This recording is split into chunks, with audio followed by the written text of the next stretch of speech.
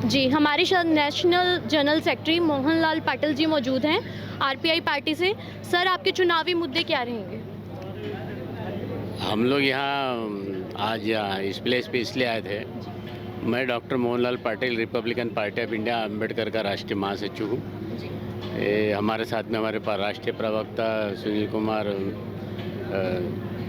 गहलोत जी है, हमारे प्रदेश अध्यक्ष अनिल बड़गुजर जी है, डीपी सिंह जी है। तो हमारे कार्यकर्ता के साथ हम लोग इसलिए यहाँ आए थे कि आज हमारे जो राजकुमार जी सैनी जी है, जो उनके लोकतंत्र सुरक्षा पार्टी से यहाँ चुनाव लड़ने जा रहे हैं, उसको समर्थन देने का हमारे प्रदेश कार्यकारिणी ने हरियाणा के तय किया है। इसलिए मैं उनको समर्थन देने के इसमें हम लोग यहाँ आज उपस्थित हुए हैं। जहाँ हमारे रिपब्लिकन पार्टी अम्बेडकर की बात है, हरियाणा में अधिकांश सीटों पर अपने प्रत्याशी खड़े करने जा रहे हैं, लेकिन इस सीट पर हम लोग राजकुमार सैनी जी के समर्थन के लिए हम लोग यहाँ उपस्थित हुए हैं। और पार्टी के मुद्दे तो हमारा मेन मुद्दा पूरे देश में हम लोग चल ही रहे कि संविधान बचाओ देश बचाओ हमारा प्रमुख मुद्दा है। और देश के अंदर जो वर्तमान राजनीति के जिसके अंदर में जिस तरह से संविधान में बदलाव करने की बात कर रहे हैं, और जो विशेष करके जो आरक्षित वर्ग के लोग हैं उनके जो अधिकार है और उनके अधिकार को छीनने का नियमित रूप से प्रयास हो रहा है। लोगों का आरक्षण ख़त्म करने के लिए जो उद्योग धंधे, सरकारी जो उद्योग है उसका निजीकरण सरकार कर रही है। लोगों की स्कॉलरशिप कम कर दी है। आजकल विदेश में पैसा पढ़ने के लिए देते थे, वो बहुत सारी चीज़ें कम कर दी एससी और पिछड़े वर्ग के लोगों का। तो हमारा मुख्य मुद्दा है कि आरक्षित वर्गों को जो लाभ डॉक्टर बाबा साहेब अम्बेडकर ने संविधान में जो उनको मूलभूत सुविधा दी थी, उन सुविधा की हम लोगों को सुरक्षा करना है और उनको नियमित रूप से वो उनको मिलता रहे। बाकी मुद्दे आपको मालूम है कि यहाँ किसानों का मुख्य मुद्दा है। किसानों जो एमएसपी के ऊपर जो उनको करना चाहिए, भारत सरकार वो कर नहीं रही है। बेरोज़गारी है, महंगे, बहुत सारे ऐसे मुद्दे हैं, वो सभी कॉमन मुद्दे हैं सभी पार्टी की तरफ से।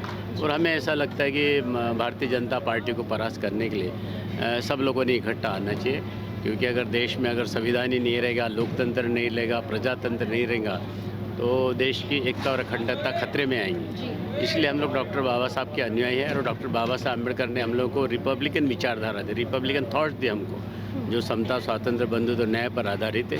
इन विचारधाराओं को, रिपब्लिकन थॉट्स को पूरे देश के अंदर में हम लोग आगे बढ़ाने का काम हम लोग कर रहे हैं। आप डॉक्टर बाबा साहब के संविधान के अनुसार अनुयायियों की रक्षा कर रहे हैं, तो आपका नौजवानों और महिलाओं के लिए क्या कदम रहेगा?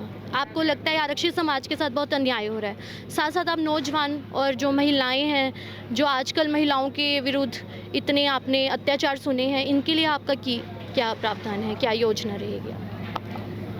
अक्सर जो ये घटनाएं होने के बाद ही बहुत सारे लोग उसके बारे में बोलते, लोगों को ये पता ही नहीं है कि ऐसी रोज़ अगर अपन आंकड़े वाले अगर सरकार की ये दे दे, रोज़ इस देश के अंदर 5 से 6 हज़ार बलात्कार होते हैं। एक आदि को लोग हाईलाइट करते हैं, ये सालों से चल रहा है ऐसा।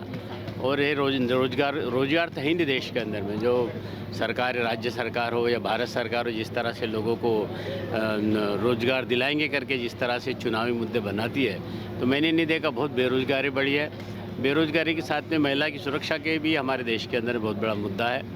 हम तो चूँकि हम सबकी सुरक्षा की बात करते हैं, नौजवान हो, महिला हो, कोई भी हो, सबकी सुरक्षा की बात करते हैं। क्योंकि पार्टी में जब तक ये देश के अंदर में यहाँ से बदलाव नहीं होगा, मानसिक रूप से बदलाव नहीं होगा, तब तक लोगों में ज़्यादा परिवर्तन नहीं होगा। इसलिए मानसिक रूप से बदलाव तभी हो सकता है, लोग जब प्रजातंत्र, लोकतंत्र की विचारधारा को लेके चले, तो उनके जब तक मानसिक रूप से बदलाव नहीं होगा तो लोग इस तरह से घटनाएं देश में होती हैं। बिल्कुल सर, मानसिक रूप से परिवर्तन बहुत ज़्यादा जरूरी है हमारे समाज में। धन्यवाद।